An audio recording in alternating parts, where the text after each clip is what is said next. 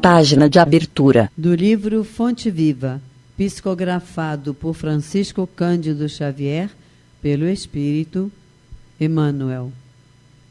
Título da mensagem: Sementeira e Construção. Porque nós somos cooperadores de Deus.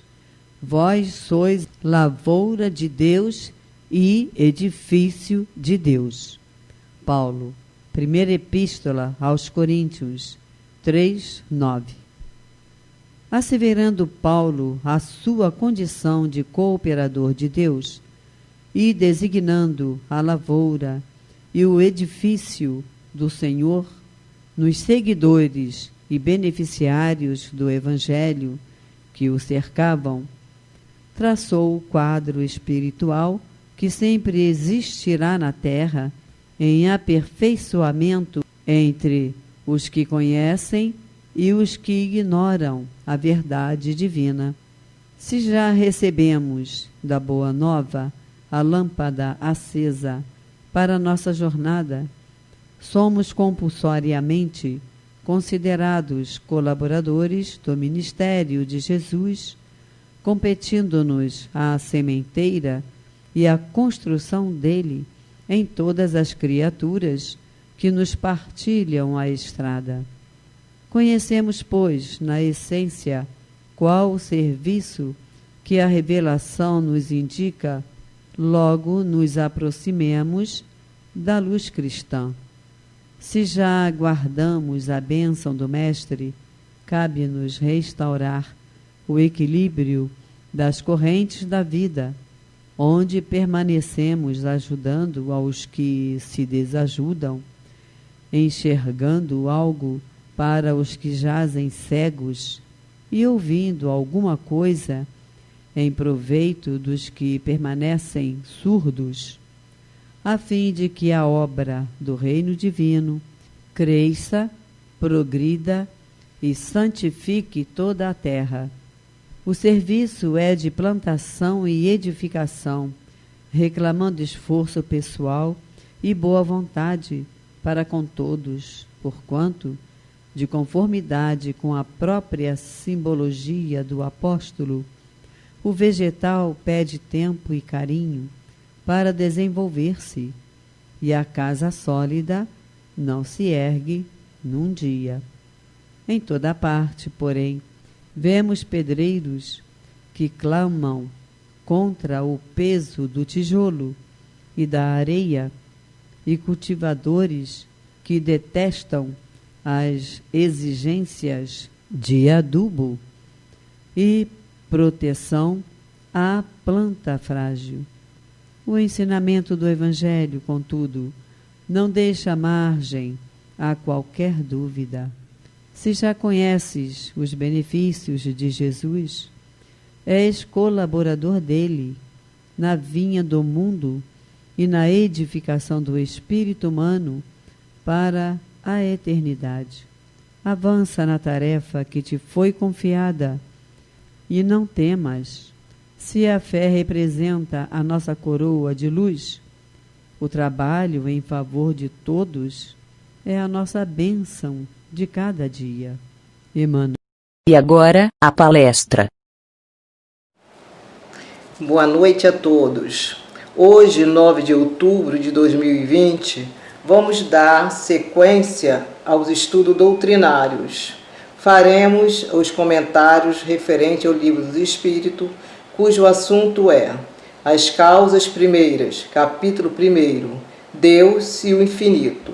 Prova da existência de Deus. Perguntas de 1 a 6. Iniciando a primeira e mais relevante obra espírita, o Livro dos Espíritos, Kardec, com a introdução ao estudo da doutrina espírita, nos trouxe a síntese magnífica de todo o conteúdo necessário para facilitar a compreensão dos temas a serem abordados, através do conhecimento dos princípios básicos da doutrina. Em seguida, prolegômenos, também princípio básico preliminar de uma ciência. É conhecido por uma videira, que que é o emblema da obra do Criador. Kardec codificou o Livro do Espírito por ordem e sob a orientação dos espíritos superiores. Foi estabelecido os fundamentos de uma filosofia racional. Nada contém que não seja a expressão do seu pensamento e que não tenha se submetido ao rígido controle, sempre sobre o crivo da razão. Kardec foi perseguido por muitos, os contraditores, os incrédulos e pessoas que se achavam prejudicadas pelas suas ideias. Porém, sua perseverança e dedicação aos estudos, sempre supervisionado pela espiritualidade, enfrentou todos os desafios em defesa de uma ideia. Dizia Kardec: o Espiritismo é uma ideia, e quando uma ideia caminha, transpõe todas as barreiras. Queimam-se os livros, mas não queimam ideias. E as suas próprias cinzas, levadas pelo vento, vão fecundar a terra onde elas devem frutificar. Em 18 de abril de 1857, foi lançada a primeira edição de O Livro do Espírito, o primeiro livro das obras fundamentais do Espiritismo, os 5 livros basilares da doutrina espírita, conhecido como Pentateuco Kardeciano, que são o Livro dos Espíritos, Livro dos Médiuns, Evangelho segundo o Espiritismo, O Céu e o Inferno e a Gênese. A literatura espírita é bastante extensa. Além das obras de Kardec, encontramos também diversas obras complementares. Neles, reuniu o ensinamento da espiritualidade superior, analisando-os e codificando-os com uma linguagem clara e precisa. A primeira edição do Livro dos Espíritos foi lançado em 1857, com apenas 501 perguntas e respostas. A segunda foi em 1860, com 1019 perguntas e respostas. Vamos iniciar a primeira pergunta. Kardec questiona: que é Deus? A espiritualidade responde: Deus é a inteligência suprema, causa primeira de todas as coisas. Observe, gente, que Kardec pergunta que é Deus e não quem é Deus. Por que será? Recorrendo ao Evangelho segundo o Espiritismo, capítulo 1, Kardec elucida essa questão, através das 3 revelações dadas pelos espíritos superiores. A primeira revelação, através da personificação de Moisés. A segunda, através da personificação de Jesus.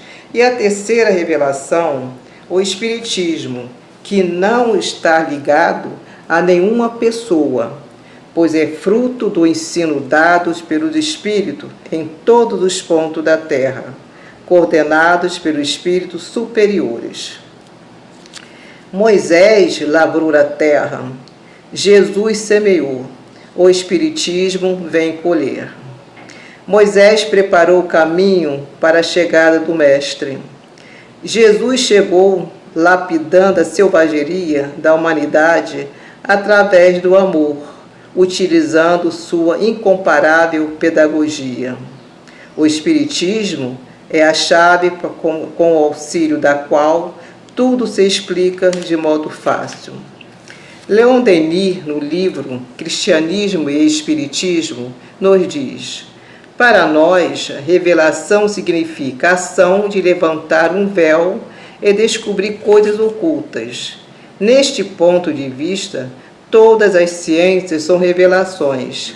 Há, porém, uma ainda mais alta, as das verdades morais, que nos vêm por intermédio dos celestes missionários e mais frequentemente pela aspiração da consciência. Voltando à primeira pergunta: que é Deus? Deus é a inteligência suprema, causa primeira de todas as coisas.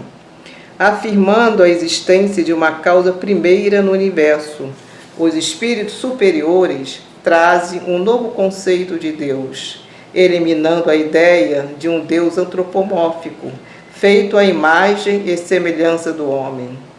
Trouxe uma noção mais elevada, a de um Deus que está sempre presente em tudo. A ideia de Deus, hoje, não exprime mais para nós a de um ser qualquer, mas a ideia do ser no qual estão contidos todos os seres. O Deus que procuramos fora de nós está igualmente no centro da nossa existência, pois Ele está em tudo. Nada vive sem a sua benfeitora presença. No livro Depois da Morte, de Leon Denis, nos informa: definir Deus é limitar. Deus se impõe ao nosso espírito, escapa a qualquer análise. O ser que preenche o tempo e o espaço não será jamais medida por seres que o tempo e o espaço limitam. Querer definir Deus seria circunscrevê-lo e quase negá-los. Meus amigos, não existe fronteiras nem limite para o nosso Pai, Criador de todas as coisas. E nós, criaturas de Deus, não temos condições de fazer qualquer tipo de análise, pois nos falta o sentido próprio, que só conseguiremos através de inúmeras depurações do Espírito. Deus é o conhecimento, a sublime claridade, um raio da qual ilumina toda a consciência humana. Leon Denis, Cristianismo e Espiritismo. Vamos para a pergunta de número 2.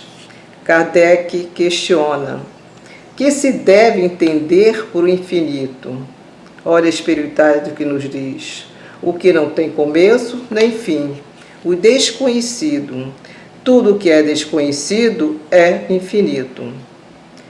Meus amigos, infinito refere-se às coisas abstratas, isto é, não pode ter ação direta sobre a matéria que para nós é desconhecido, pois não temos o sentido necessário para penetrar no mistério de Deus.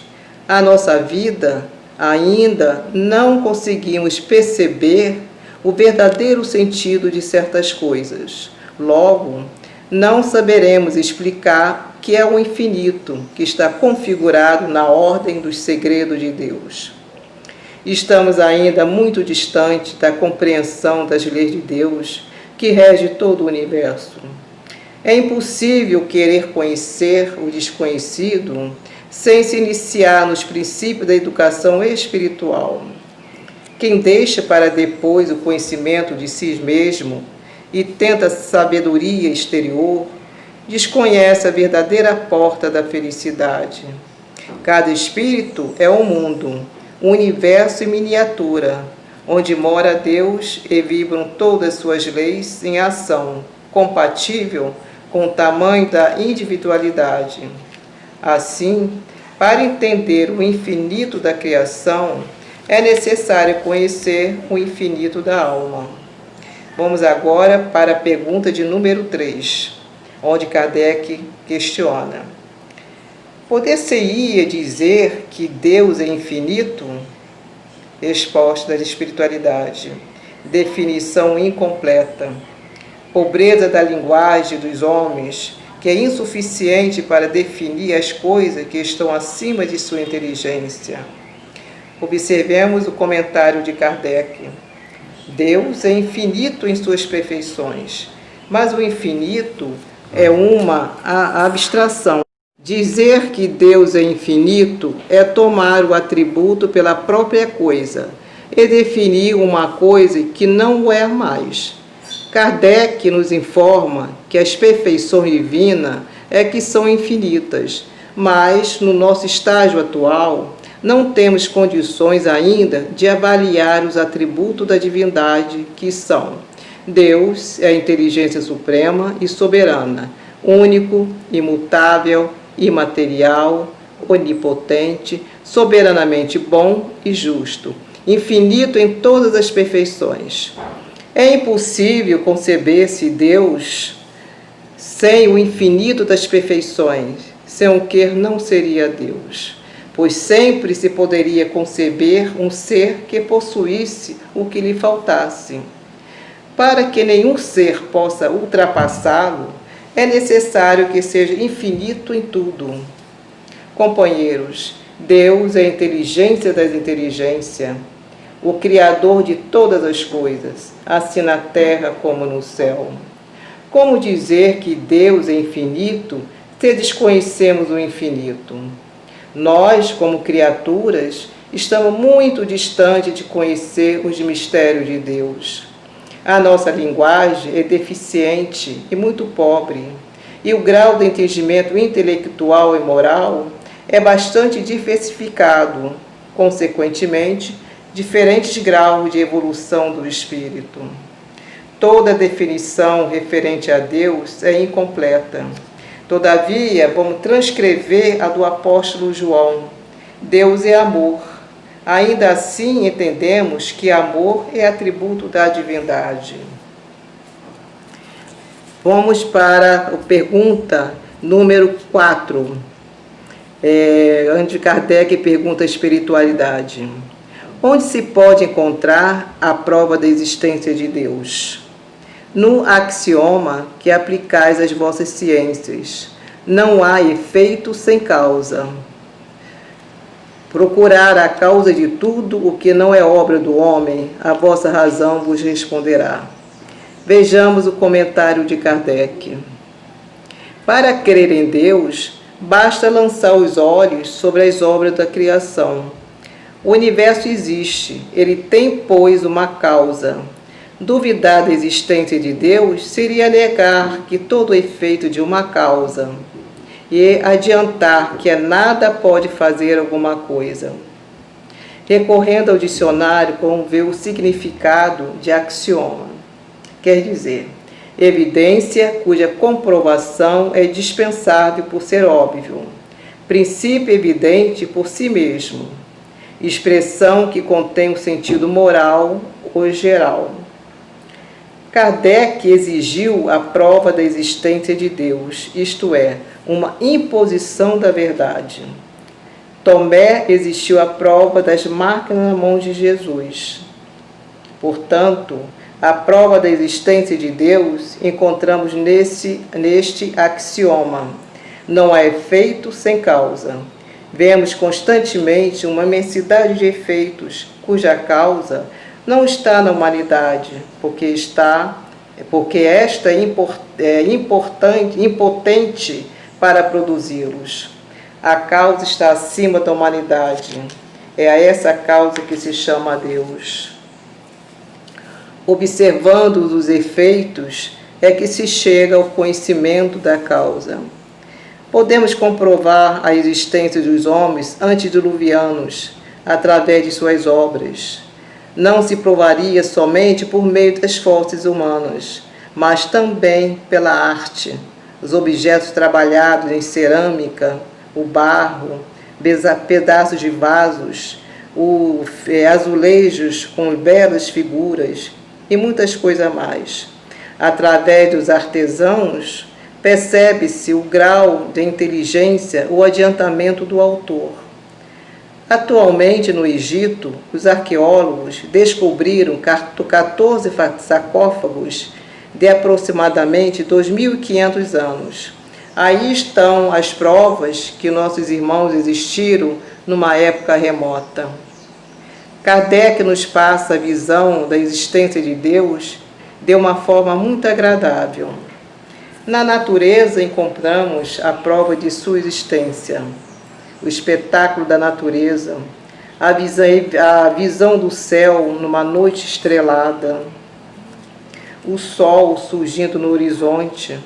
Podemos também ouvir a voz da natureza, o estampido sonoro do raio, o assobio da floresta ao sopro do vento, o canto dos pássaros, que é uma verdadeira sinfonia espiritual.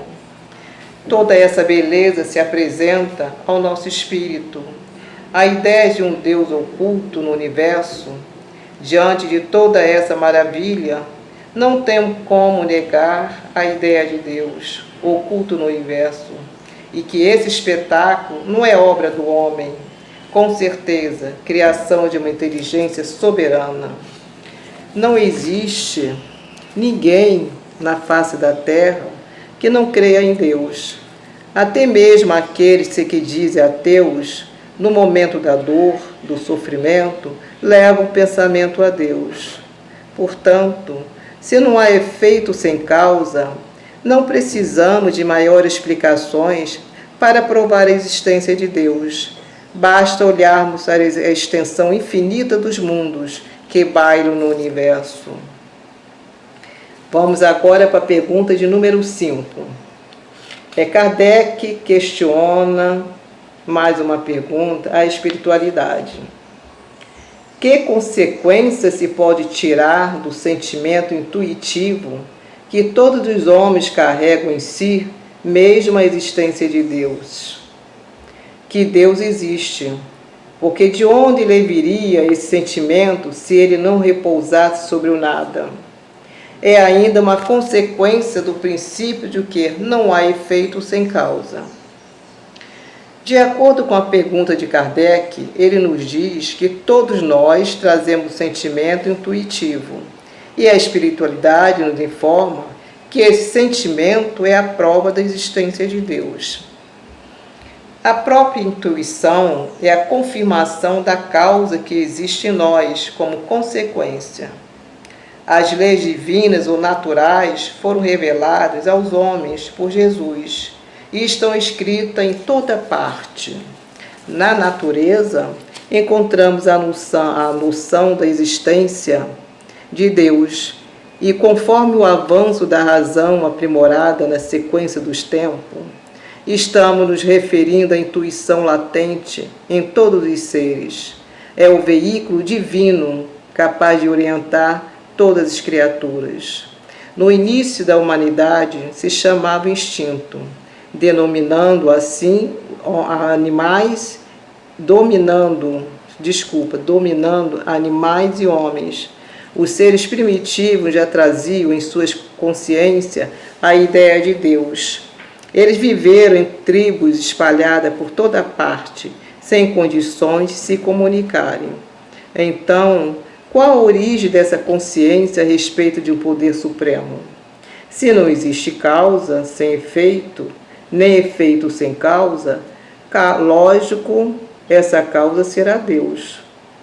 Kardec chama a atenção que dentro das leis morais encontramos a lei de conservação, que nos traz esse sentimento instintivo que todo ser vivo possui e se utiliza nas diversas situações de perigo ou para construir abrigos, ninhos e mecanismos de defesa para a conservação da espécie. Nós vemos também os passarinhos, que constroem as suas casinhas, com uma luta, um trabalho, vai e volta com aquele gravetinho no bico. O João de Barro, a mesma coisa. E eles constroem a sua habitação do mesmo formato, tudo a mesma coisa. Por quê? Porque tem princípio inteligente. Já o homem não. O homem tem raciocínio, tem inteligência. Então, constrói as suas casas de acordo com o seu poder aquisitivo e também de acordo com a sua vontade. Lá na pergunta 703 do Livro dos Espíritos, Kardec questiona: com qual objetivo Deus deu a todos os seres vivos o instinto da sua conservação? Resposta da espiritualidade: porque todos devem concorrer para os objetivos da providência. É por isso que Deus lhe deu a necessidade de viver. Aliás, a vida é necessária ao aperfeiçoamento dos seres, e eles o sentem instintivamente, sem disso se darem conta. O instinto é guia seguro, que nunca se engana. Vamos agora para a pergunta de número 6, a última do nosso estudo. O sentimento íntimo que temos em nós mesmos da existência de Deus não seria o fato da educação e o produto de ideias adquiridas? Pergunta Kardec. Se assim fosse, por que os vossos selvagens teriam esse sentimento? Kardec comenta: Se o sentimento da existência de um ser supremo não fosse senão o produto de um sino, ele não seria universal e não existiria como as noções de ciência, senão naqueles que teriam podido receber esse ensino. Esse sentimento íntimo da existência de Deus, o homem traz consigo, gravado na consciência. O verdadeiro surgimento do aprendizado das almas vem pelo processo de despertar consciências que dormita em todos nós. Toda sabedoria vem de Deus. Os espíritos mais atrasados, quando reencarnam no mundo, no meio mais evoluído, e não são capazes de assimilar o conteúdo da educação oferecida, por falta dos entendimentos necessários. A ideia de Deus na população indígena é uma prova indiscutível que ele existe e não foi produto do meio. Foi a revelação dos próprios espíritos que circundavam e protegiam esses seres na sequência evolutiva. Todos os seres humanos trazem em si a ideia de Deus, e foi citado como exemplo os nossos irmãos indígenas, que longe de tudo e de todos, não pereceu a crença da existência de Deus. A espiritualidade amiga permanecia entre eles para protegê-los e orientá-los no caminho do progresso evolutivo. Na época da escravidão, os senhores de engenho, considerados os escravos como os animais de carga, e incutiam neles a ideia de que a vida terminava no túmulo. Mesmo com toda a força e prepotência, não conseguia anular nos cativos a crença da existência de Deus e das almas. Lá no Livro dos Espíritos, pergunta 459, questiona Kardec: os espíritos influem sobre os nossos pensamentos e sobre as nossas ações? Vejamos que a espiritualidade responde: a esse respeito, sua influência é maior do que credes, porque muito frequentemente são eles que nos dirigem.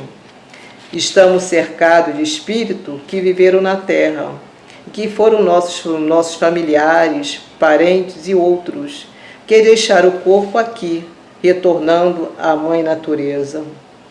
O espírito continua sua jornada, tentando nos influenciar nas nossas decisões, e age da mesma forma enquanto encarnados, seja para o bem ou para o mal. Kardec nos informa que o número de habitantes do mundo espiritual é muito superior ao número de encarnados. A movimentação espiritual é muito grande. Finalizando o estudo, lembramos das palavras de Kardec em obras póstumas. É pela educação, mais do que pela instrução, que se transforma a humanidade. Que Jesus nos abençoe.